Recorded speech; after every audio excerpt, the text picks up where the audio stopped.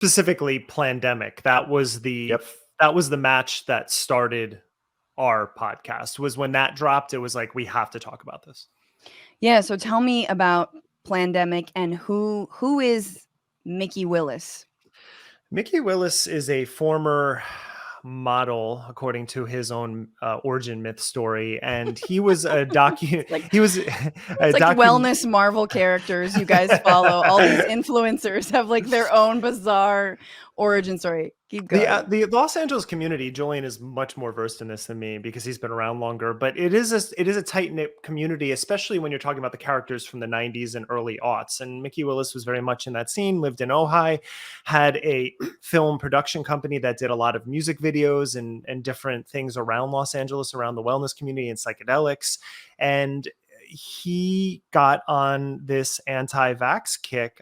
He believes that his brother unfortunately died of AIDS, but he blames that on Tony Fauci coming from the 80s. And again, there's a lot here to unpack that I won't get into, but Plandemic was his pseudo documentary that presented the facts about vaccines, which took a discredited researcher named Judy Mikovits, just a number of lies that would be debunked over and over again. But that thing took off like a juggernaut on social media, and that really kicked into gear the modern anti-vaccination movement, which was started by Andrew Wakefield in 97.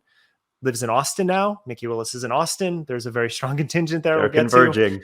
But that was specifically what it was. It was a propaganda film for anti-vaccination that kicked off everything.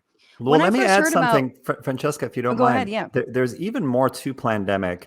It's everything that Derek said. And then, as the name implies, it is the argument that the pandemic has been planned for years or decades as a way to roll out all of these supposedly tyrannical controls, and then to get us all vaccinated so that we'll be microchipped and on into this nightmarish kind of dystopia.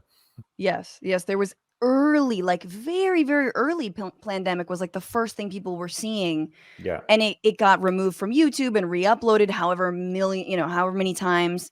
It's probably still available somewhere, but people, like many folks, were sharing that. And I had no idea that the person who started it came to his ideology from more of a wellness, anti-vax background.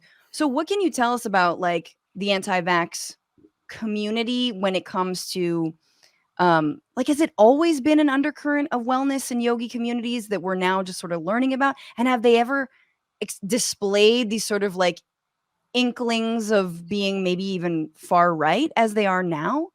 I don't know if that's a good way to frame that question, but yeah, like I remember, I think Derek, you were talking about, just here in LA, some of like the outbreaks of preventable diseases because parents wouldn't get their kids vaccinated. The first anti-vaccination movement started when Edward Jenner proved that vaccines work. So it has been around for a long time. You can look back at theosophical movements in the late 19th century. You can look at the hippie era, which had an anti-vaccination undercurrent fusing with the John Birch Society. So yes, rooted in individualism, the left and the right have merged often in the past. Specifically, the modern incarnation comes from Andrew Wakefield's disproven and fraudulent 1997 study that linked vaccines and autism, which was not a new idea. That had been around for decades as well. And he had taken Jenny McCarthy took up the mantle, and Wakefield had taken out 2 patents on vaccines, even though he was trying to disprove the one in circulation so he could replace them with his own. He has always been a grifter. And this sentiment has been around. In 2014, there was a measles outbreak in Los Angeles because the Brentwood and Santa Monica mothers who were staunchly anti-vax wouldn't vaccinate their children. And there was the same yoga community undercurrent there as well. So yes, it has always been around. It hasn't been this loud. It's never been this loud because we've never had social media before. So this is kind of the apex of it at this moment. Yeah, and people being stuck indoors on their phones. I mean, just vast amounts of scrolling. But it also feels like it whereas before maybe the anti-vax community was like sort of, if you're in the know or if you have the money to be, go see that one healer or that one, nutritionist. And with social media and with podcasts and others, it's like everyone kind of wants to get their piece of Gwyneth Paltrow or their piece of Joe Rogan or their piece of being like these influencers.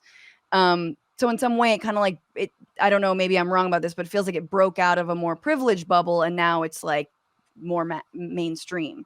Yeah, it's the pandemic has been the perfect storm. So I would say, along with Derek, that certainly within the yoga community in LA, I've heard anti-vax attitudes for as long as I've been around it. I think a lot, generally people who want to believe certain things without sufficient evidence and can be convinced that certain things for which we have good evidence are actually not true, or are dangerous, even though there's no evidence to support that.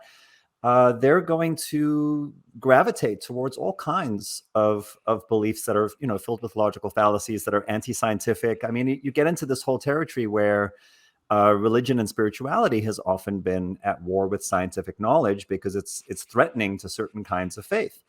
And so when the pandemic came along, I think it just created this incredible focal point. And like you're saying, people incredibly anxious, uncertain about what's going to happen, isolated, scrolling too much on social media. Then you have these pieces of misinformation like Plandemic going viral, and it gives people something to invest themselves in, identify with, and feel like, oh, I'm in the know, and I'm going to make a positive change, and I can band together with others for this higher purpose.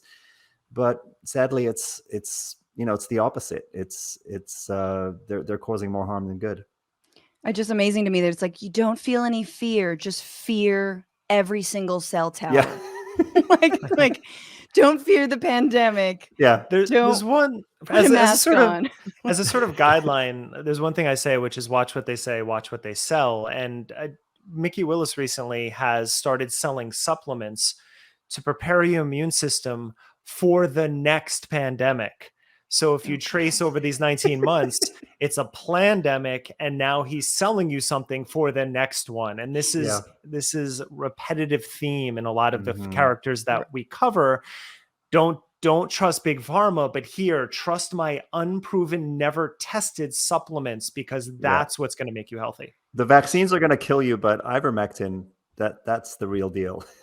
Yeah, he's already like printing the lunch boxes for like Plandemic 2, Plandemic 5, and it's like, buy the lunchbox. And you're like, no, three's coming out and 2's been out already. So yeah, this is a franchise.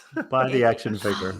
What's going on, Frantifa? If you haven't already, subscribe to this channel right now. Hit that button. And also, you can become a patron and support the show every single week. Get access to bonus episodes and exclusive merchandise. Patreon.com/Bitchuation Room.